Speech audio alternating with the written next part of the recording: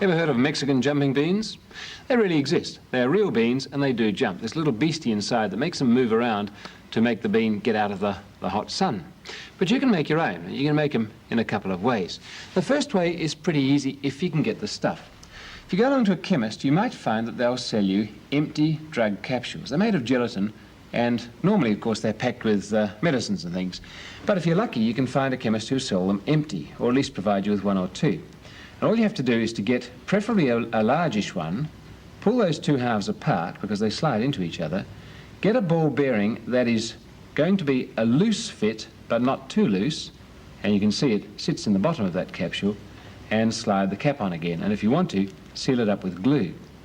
And you can see because that capsule's got round ends and a heavy weight inside it, as you try and move it, it flips end to end. The heavy weight makes it tumble over itself.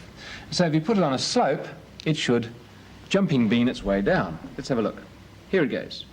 Well, that's going pretty fast because it's a big one, and the big ones really do work better than the smaller ones. But you can try them with different sizes and set a whole lot going and see how they perform. Here we go.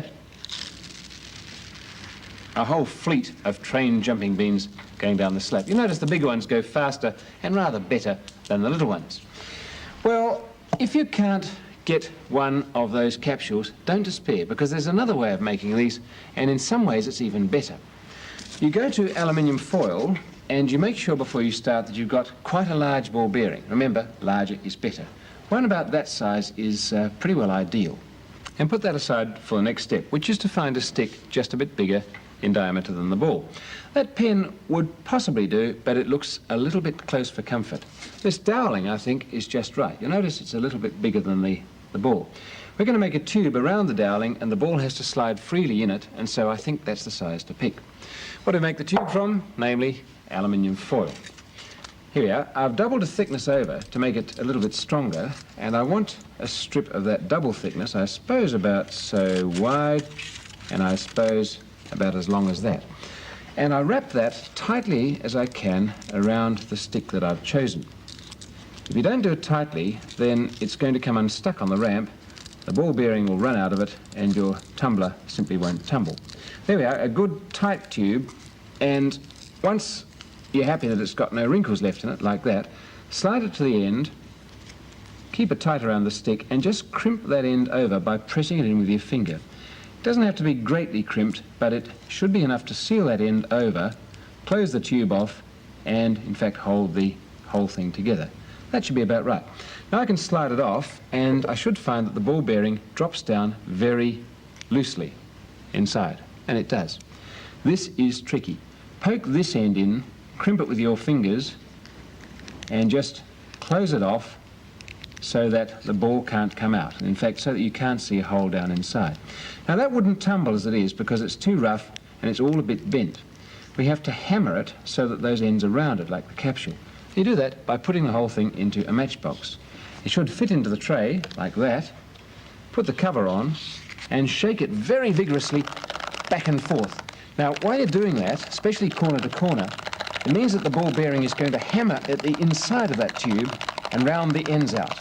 Also mean that it's going up and down the tube and there's no chance of it sticking. So when you take it out, it should look rather like that. Hasn't unwrapped, it's got rounded ends, and I think that'll perform pretty well. Let's give it a test. Over to the ramp, set it up there, and let it go. And it goes like a ripper. In fact, it goes so well and it's so heavy it can tow a bit of a weight. So that if you make a good one, a good strong one, you can stick onto it a little face, be careful not to crush it in your fingers, put a lightweight paper body, set it up here, give it a push, and you've got your own erratic tumbling man.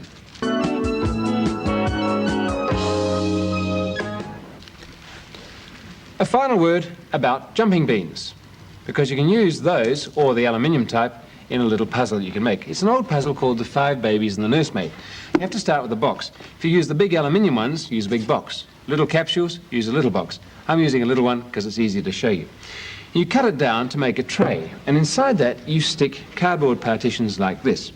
5 beds for the babies, and 1 up here on the wall for the nursemaid. All I did was to get a cardboard matchbox cover, cut it up and stick them together like that, but it's easy enough to work out a way of doing those. 5 beds and 1 on the side. Then into that you plonk your jumping beans. And as you might have guessed, you have 5 babies, 2, 3, 4, 5, and 1 nursemaid. If you want to make it a lot harder, take one of those out and replace it with a slightly different coloured or sized nursemaid. The object of the game is to move them around so the nursemaid ends up in there and the baby ends up in each of those beds. Of course, it's rather like the old roller ball round sort of puzzle, but they tumble instead of rolling. It's a lot harder, as you can see. They move as they did down the slope. But of course, they can easily fall out of there or be knocked off by people who want a jumping bean of their own, so it's best to seal it off with either a bit of shirt box cover to make a clear plastic finish, or if you can't get that, an old plastic bag stretched over and taped will be fine.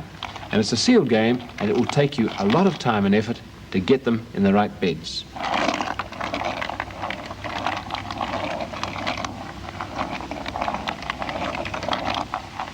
want to know.